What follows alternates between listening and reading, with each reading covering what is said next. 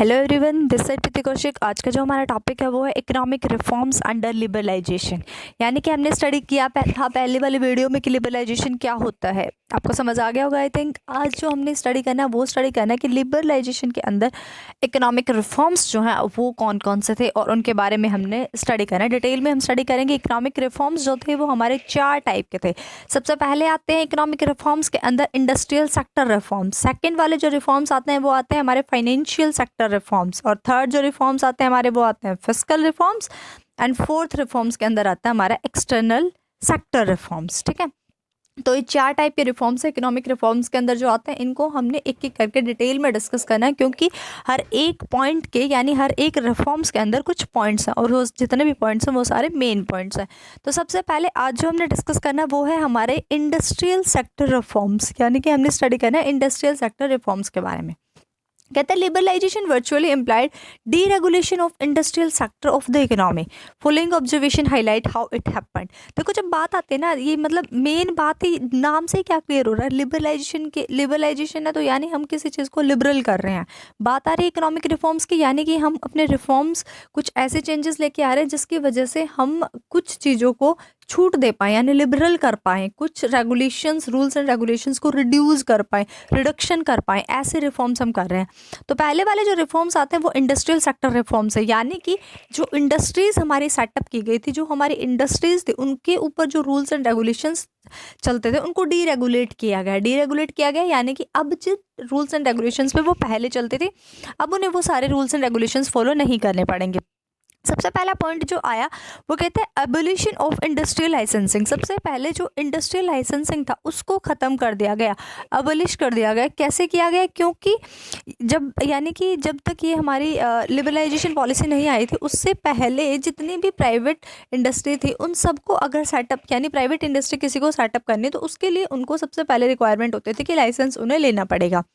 लेकिन 1991 के अंदर एलपीजी आई और एलपीजी के अंदर सबसे पहला ही जो हमारा मेन कंपोनेंट है, मेन एलिमेंट है वो लिबरलाइजेशन है। तो लिबरलाइजेशन के अंदर कहा गया कि आपको अब इंडस्ट्रियल लाइसेंस यानी इंडस्ट्री सेटअप करने के लिए लाइसेंस लेने की रिक्वायरमेंट नहीं होगी। और जो ये हमारा अबोलिशन किया गया इंडस्ट्रियल लाइसेंसिंग के अंदर, ये हम इंडस्ट्रियल सेक्टर रिफॉर्म्स में पढ़ेंगे क्योंकि हम इंडस्ट्री की बात हो रही है यहाँ पे, और वैसे ये हमारे इकोनॉमिक रिफॉर्म्स हैं। तो कहते हैं 1991 के अंदर न्यू इंडस्ट्रियल पॉलिसी अनाउंस कर दी गई थी NEP। It abolish the requirement of licensing except for the following 5 industry. कहता है 5 इंडस्ट्री को छोड़ करके बाकी कोई भी इंडस्ट्री आपको अगर सेटअप करनी है तो आपको लाइसेंस लेने की ज़रूरत नहीं है। और ये 5 इंडस्ट्री कौन कौन सी थी जो आप सेटअप करोगे तो आपको लाइसेंस लेने की रिक्वायरमेंट होगी? पहली लिक्कर, सेकेंड सिगरेट और थर्ड है डिफेंस इक्विपमेंट्स एंड फोर्थ है हमारे इंडस्ट्रियल एक्सप्लोजिव्स और फिफ्थ है डेंजरस केमिकल। मेन बात ये है कि ये ऐसे हैं 5 इंडस्ट्री जिनके ऊपर गवर्नमेंट का कंट्रोल रहने वाला है। यानी कि गवर्नमेंट का कंट्रोल का मतलब कि अगर आपको सेटअप करनी है अपनी इंडस्ट्री तो आपको गवर्नमेंट से परमिशन लेनी पड़ेगी, आपको लाइसेंस लेना पड़ेगा ये इंडस्ट्री सेटअप करने के लिए। सेकेंड पॉइंट में कहता है कॉन्ट्रैक्शन ऑफ पब्लिक सेक्टर। अब कहते हैं जो पब्लिक सेक्टर था उसको कॉन्ट्रैक्ट किया गया यानी कि उसको छोटा किया गया। कैसे? यानी कि न्यू इंडस्ट्री पॉलिसी के अंदर कहा गया कि जितनी भी number of industry public sector के अंदर रिजर्व्ड है ना वो अब कम कर दी जाएंगी। यानी कि पहले 17 इंडस्ट्री थी जो पब्लिक सेक्टर की थी, अब उनको रिड्यूस करके 8 कर दिया गया। बाकी जो बच के उनको क्या किया गया? कहते हैं उनका प्राइवेटाइजेशन किया गया। कहते हैं इन 2010-11 में जो ये इंडस्ट्री है और भी कम हो गई है, जो कि 2 ही रह गई हैं यानी एटॉमिक एनर्जी और रेलवे। ठीक है, और हम आगे भी जैसे कि आपको पता होगा रेलवे का भी शायद प्राइवेटाइजेशन कर दिया गया, शायद क्या पक्का। लेकिन अभी हम जो हमें याद करना है अब तक की जो बात है हमारी वो हमें यही तक याद रखनी है कि हमने कहा है ना कि 1991 के अंदर जो पब्लिक सेक्टर को यानी कि प्राइवेटाइजेशन किया गया जिन इंडस्ट्रीज़ का, वो पहले पब्लिक सेक्टर के अंदर थी वो 17 थी, फिर 8 रहेगी। उसके बाद 2010-11 का डाटा दिखा के आपने बताना है कि मतलब 10-11 के अंदर आप कितनी रहेगी थी, रिड्यूस हो गई 2 रह गई थी, atomic energy and railway energy जो कि पब्लिक के अंदर आती थी, पब्लिक सेक्टर के अंदर थी, बाकी सबका प्राइवेटाइजेशन कर दिया गया था। थर्ड पॉइंट आता है फिर हमारा इंडस्ट्रियल सेक्टर रिफॉर्म्स के अंदर D reservation of production areas.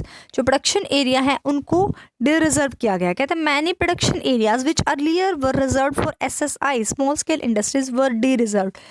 यानी कि पहले ऐसे प्रोडक्शन एरिया जो पहले रिजर्व थे कि यहाँ पे केवल स्मॉल स्केल इंडस्ट्री ही एस्टेब्लिश हो सकती है, अब उनको डी रिजर्व किया गया।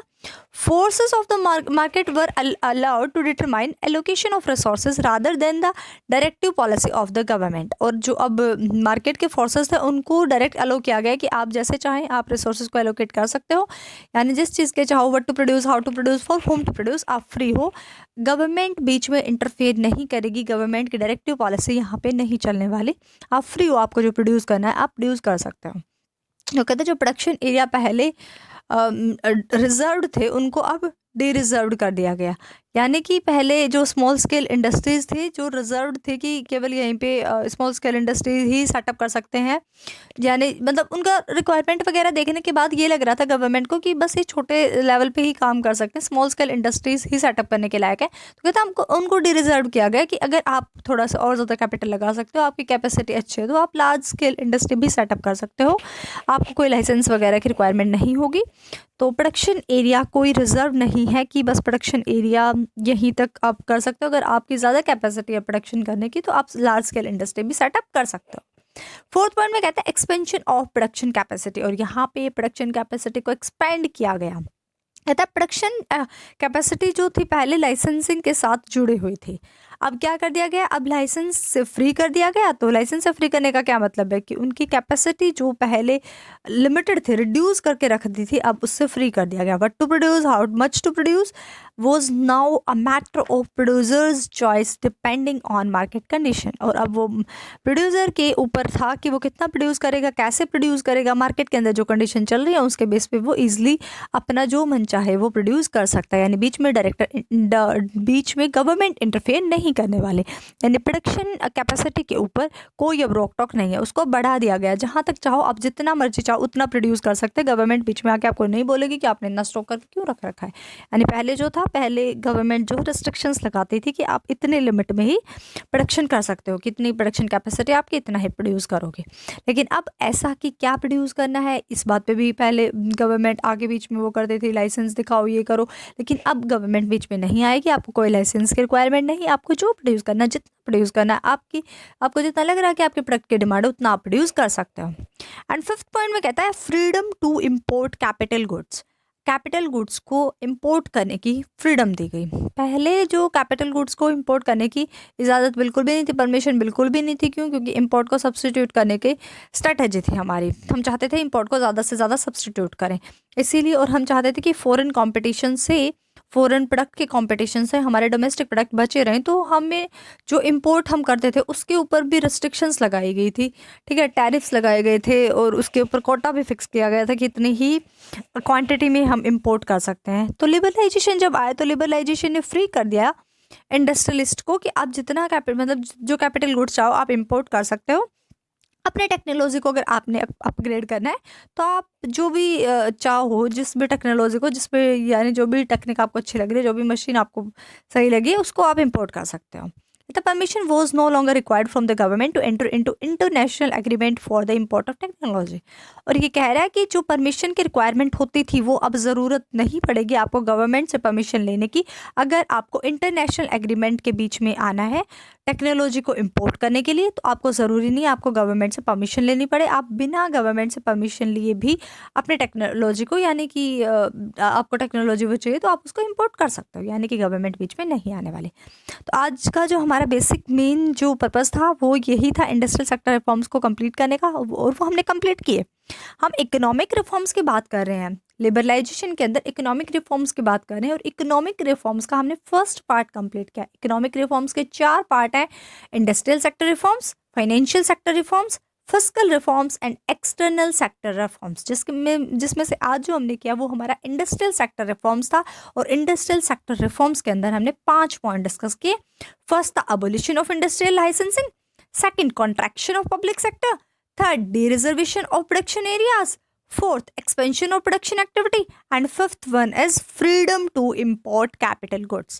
आई थिंक आप सबको ये वीडियो क्लियर होगी, यानी आप सबको सारे पॉइंट क्लियर होंगे। और अगर आपको कोई भी पॉइंट क्लियर नहीं हुआ हो तो आप कमेंट सेक्शन में डाल सकते हो कि ये पॉइंट समझ नहीं आया।